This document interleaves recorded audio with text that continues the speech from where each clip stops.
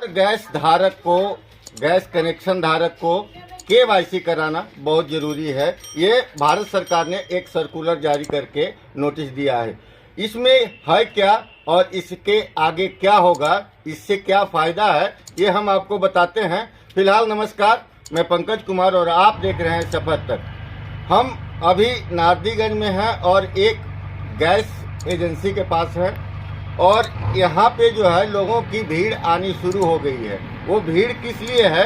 क्योंकि लोगों को केवाईसी कराना है। जो भी गैस कनेक्शन धारक हैं उनको केवाईसी कराना है। और वो केवाईसी क्यों जरूरी है ये हम आगे चल के बात करेंगे और आपको बताएंगे। हम आपको इससे पहले बता दें कि केवाईसी, इससे पहले आप लोग नाम सुने होंगे कि बैंक में केवाईसी होता है और जो सरकार के योजना के धारक हैं उन सबों का लगभग केवाईसी होता है। जो भी पेंशन धारक है उनका भी केवाईसी होता है। तो ये केवाईसी है क्या और इससे लोगों को क्या फायदा होगा, इन सारी बातों की जानकारी हम आपको इस वीडियो के माध्यम से देंगे।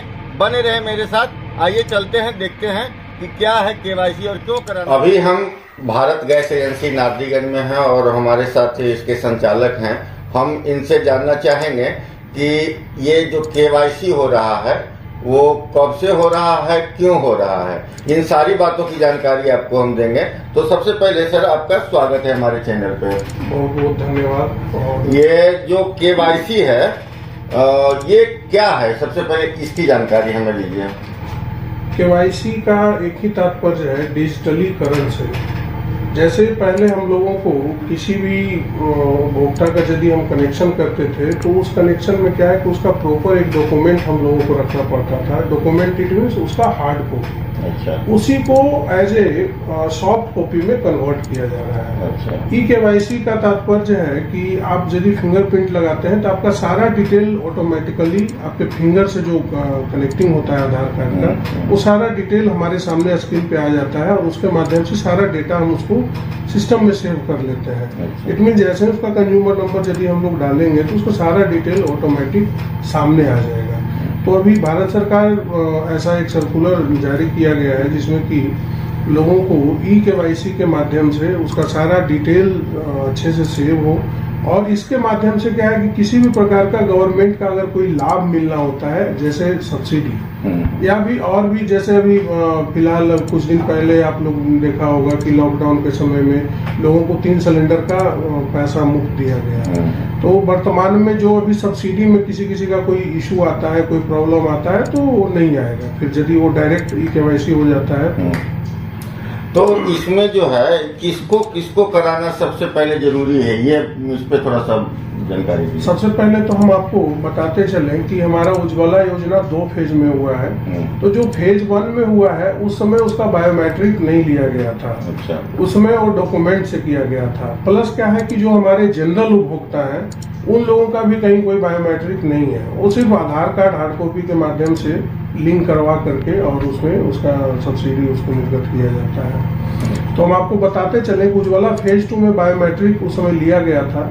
तो जो हमारे उपभोक्ता क्या कहते हैं उज्ज्वला फेज 2 के हैं उनको एक केवाईसी करवाने की आवश्यकता नहीं है। और फेज 1 में जो उज्ज्वला योजना में कनेक्शन उज्ज्वला योजना का दिया गया, प्लस जो हमारे जनरल उपभोक्ता है जिन्होंने की पेमेंट दे करके पैसे से उन्होंने गैस कनेक्शन लिया है, तो उनको भी करवाना अति आवश्यक है। तो यहाँ पे आपने सुना कि किसको किसको कराना है और किसको नहीं कराना है। इन्होंने साफ बताया कि उज्ज्वला योजना 2 फेज में चला है, जिसका कि पहला फेज में बाई डॉक्यूमेंट उनको गैस सिलेंडर दिया गया, डॉक्यूमेंट उन्होंने जमा किया, उनको सिलेंडर यहाँ से दिया गया।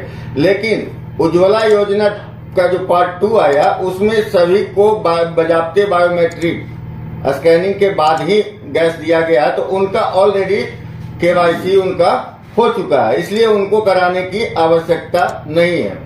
अब हम बात करेंगे कि इस जो प्रोसेस है, जो सरकार का जो प्रोसेस आया है, इसमें आपको क्या क्या परेशानियों का सामना करना पड़ रहा है। सबसे पहले तो है क्या कि हम लोगों को सर्वर का इशू होता है और प्लस क्या है कि लोगों तक हम पहुंचाने का प्रयास कर रहे हैं। लेकिन है क्या ना कि आज के डेट में साइबर क्राइम का जितना ना प्रचलन बढ़ गया है, तो इस स्थिति में लोग अभी इससे थोड़ा डर रहे हैं। आने से कतरा रहे हैं, केवाईसी करवाने में थोड़ा उनको सकुचा रहे हैं। बट मैं भी धीरे धीरे लोगों के पास, आप लोगों के माध्यम चैनल के माध्यम से ही जैसे जैसे लोगों के पास मैसेज जाएगा तो फिर लोग जागरूक होंगे और आकर के करवाएंगे। तो अभी हम लोगों के सामने एक बहुत बड़ा ये समस्या खड़ी है, लोग करवाना नहीं चाह रहे हैं क्योंकि लोग जागरूक नहीं हैं। ये सबसे बड़ी बात है कि लोगों को पहले है कि इसके बारे में बताना है। आपने एक सर्कुलर जारी कर दिया कि हाँ सबको केवाईसी कराना है, कंपनी का प्रेशर इनके ऊपर है, ये केवाईसी करवाएंगे, सबको बुलाएंगे और यहाँ ला करके सबको अंगूठा लगवाएंगे अपने सिस्टम पे। अब यहाँ पे बात है कि लोग जो है इससे डर क्यों रहे हैं। अभी जो स्थिति बनी हुई है साइबर क्राइम का कि किसी का अंगूठा लगा करके उसका पैसा निकाल लिया जाता है खाता से। अब लोग जो है अंगूठा लगाने से भी कतराते हैं। अब सबसे बड़ी समस्या यहाँ यही है कि लोगों को कैसे मोटिवेट किया जाए कि आपका जो केवाईसी है वो यहाँ सुरक्षित रहेगा। तो आपको भी हम यहाँ पे बता देना चाहते हैं कि अगर आप केवाईसी कर रहे हैं तो आप ऑथराइज सेंटर पे जाएं, जहाँ पे भी आपका गैस कनेक्शन है उसके कार्यालय जाएं और वहीं जाके अंगूठा लगाएं। आपके घर आकर के अगर कोई करता है तो इसकी जवाबदेही सिर्फ आपके ऊपर बनती है।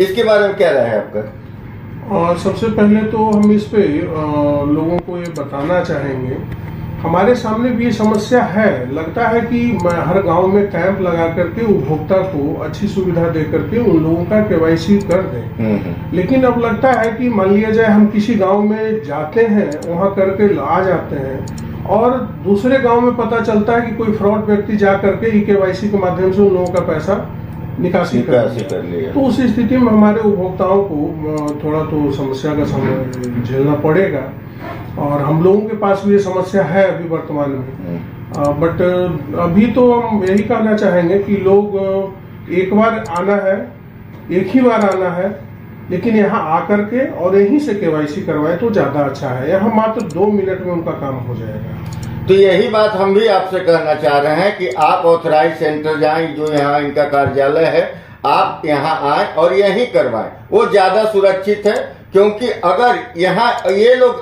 के माध्यम से अगर कुछ गड़बड़ी होता है तो आप यहाँ पे आके कह सकते हैं, बता सकते हैं, अपनी शिकायत आप दर्ज करा सकते हैं। लेकिन अब अगर इनके नाम पर आपके गांव कोई पहुंच जाता है, वहां पे आपके साथ कुछ करता है तो उसकी जवाबदेही कोई नहीं लेगा।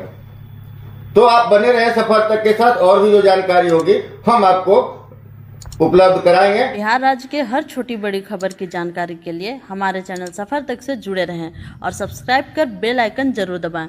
साथ ही शेयर करना ना भूलें।